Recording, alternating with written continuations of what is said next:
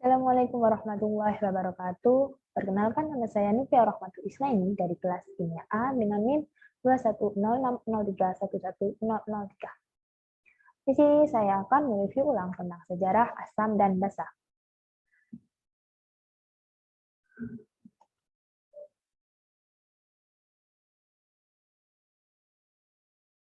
Nah, perhatikan gambar-gambar berikut ini. Ada buah anggur, ada lemon, ada sabun, dan ada pembersih kaca. Nah, pada zaman kuno, dalam mengungkapkan rahasia alam, para ilmuwan terdahulu akan mencicipi sesuatu lalu mengkategorikan sebagai asam, pahit, asin, manis, dan lain-lain menggunakan penginderanya. Pada gambar sebelumnya yang telah saya sebutkan, terdapat dua penggolongan, yaitu asam dan basa. Yang pertama yaitu penggolongan asam. Yang termasuk dalam penggolongan asam yaitu ada buah anggur dan lemon. Dan sedangkan yang termasuk pada penggolongan basa yaitu ada sabun mandi dan pembersih kaca. Asal mulanya, asam ini berasal dari bahasa Yunani yaitu osei, lalu bermutasi menjadi kata kerja Latin yaitu acere yang memiliki arti membuat asam. Pada tahun 700-an, seorang ahli kimia Arab yaitu Jabir Ibnu Hayyan melakukan percobaan dengan mempersiapkan asam nitrat yang dipanaskan dengan kalium nitrat atau KNO3 dan melarutkan gas yang dihasilkan ke dalam air. Hal yang terasa pahit akan memunculkan kata basa yang diambil dari bahasa Arab dan artinya yaitu panggang dalam wajan atau abu tanaman. Basa yang berarti memanggang. Alasannya karena zat basa yang pertama kali diperoleh dengan memanggang abu kemudian mengolahnya dengan air dan kapur yaitu CaOH2 lalu menghasilkan NaOH dan KOH, yaitu dua basa yang paling klasik dan digunakan dalam pembuatan sabun. Nah, di sini ada beberapa abad. Yang pertama ada abad ke-13. Pada abad ke-13 ini, seorang ahli kimia akan mencampurkan asam nitrat dengan asam klorida untuk membuat aqua regia yang merupakan zat satu-satunya yang diketahui dapat melarutkan emas. Pada abad pertengahan, seorang ahli kimia menemukan sifat-sifat asam dan basa dengan mereaksikannya dengan berbagai zat satu sama lain. Mereka menemukan bahwa asam dan basa berlawanan satu sama lain dan bahwa kekuatan asam dari asam berkurang ketika alkali ditambahkan. Seorang Robert Boyle menemukan bahwa beberapa ekstrak tumbuhan berubah warna dengan adanya asam atau alkali. Hal ini kemudian memunculkan penggunaan indikator. Penggunaan indikator alam, yaitu bahan alam yang dapat mengalami perubahan warna dalam larutan asam atau basa. Seperti contohnya ada bunga, umbi, kulit buah, dan daun yang berwarna.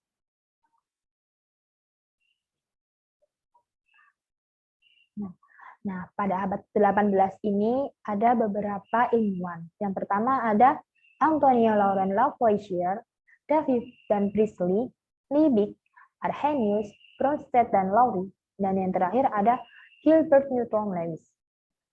Nah, di sini kita akan membahas satu-satu. Yang pertama ada Antonio Laurent Lavoisier. Antonio Laurent Lavoisier pada tahun 1743 sampai 1796 biasanya melakukan pertunjukan kimia untuk bangsawan kaya di Paris. Nah, pada tahun 1776 mereka menemukan gagasan bahwa senyawa, unsur, atau esensi tertentu dalam asam akan bertanggung jawab atas keasamannya. Zat yang bertanggung jawab yaitu oksigen atau oksigen seperti yang kita kenal sekarang. Dalam bahasa Yunani, oksis artinya asam dan gen artinya lahir. Dia mengira itu adalah oksigen karena membakar zat seperti batu bara, fosfor, dan belerang menghasilkan oksida yang bersifat asam ketika dilarutkan di dalam air. Yang kedua ada Davy dan Priestley.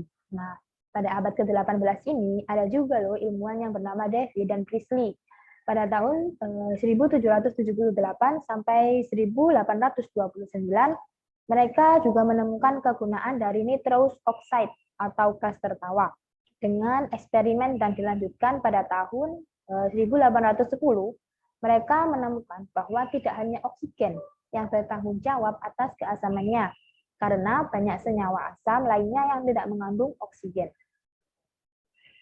Ia juga mengusulkan bahwa hidrogen memberikan asam sekitar waktu yang sama. Joseph Priestley membuat penemuan yang sama seperti Bernoulli. Selanjutnya ada Liebig.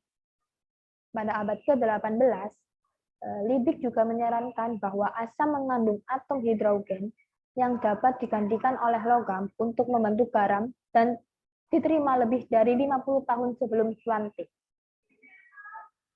Dari selanjutnya ada teori Arrhenius. Nah, pada tahun 1859 sampai 1927, Arrhenius memiliki keberanian untuk mengusulkan dalam tesis doktornya bahwa asam, basa, dan garam terpecah menjadi ion positif dan negatif ketika ia dilarutkan di dalam air. Namun, pada tahun 1886 ini, kegiatan ini tuh, keberanian ini tuh dianggap tindakan bid'ah ilmiah. Akan tetapi, pada tahun 1903, Arrhenius ini terbukti benar dan mendapatkan hadiah Nobel. Nah, menurut Arrhenius, asam adalah zat yang menghasilkan kation hidrogen. Hidrogen yang bermuatan positif, yaitu disebut proton atau H+, ke larutan air. Contohnya ada HCl berasal dari H+ dan Cl-. Selanjutnya, basa adalah zat yang menghasilkan anion hidrosil atau OH- ke larutan air. Contohnya NaOH berasal dari Na+ dan OH-. Kemudian asam dan basa bereaksi dalam reaksi netralisasi dan membentuk air, yaitu H+ bereaksi dengan OH- membentuk H2O. Nah, selanjutnya ada teori Bronsted dan Lowry. Nah, pada teori ini Bronsted dan Lowry ini memperluas teori asam basa pada tahun 1923. Mereka menyadari model Arrhenius tidak memperhitungkan senyawa kovalen yang berperilaku sebagai asam dan basa. Contohnya, asam plus basa menjadi konjugat basa dan konjugat asam.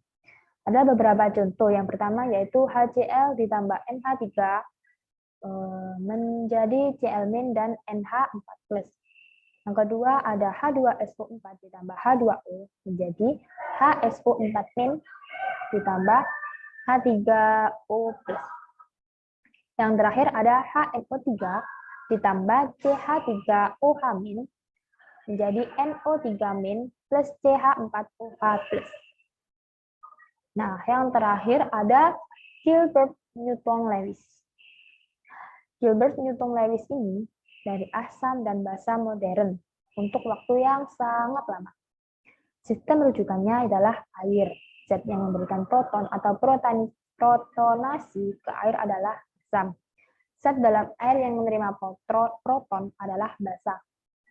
Pada tahun 1875 sampai 1946, ia juga menyampaikan tentang donor pasangan elektron dengan model Lewis, yaitu asam adalah zat yang memiliki kulit elektron valensi yang tidak lengkap, sehingga dia menerima PeB. Dan basa adalah zat yang memiliki PeB yang dapat didonorkan, sehingga dapat ditarik kesimpulan asam yaitu penerima PeB dan basa yaitu pendonor PeB. Sekian review materi saya tentang sejarah asam dan basa. Apabila ada kesalahan atau kekurangan kata-kata, mohon dimaafkan. Terima kasih. Wassalamualaikum warahmatullahi wabarakatuh.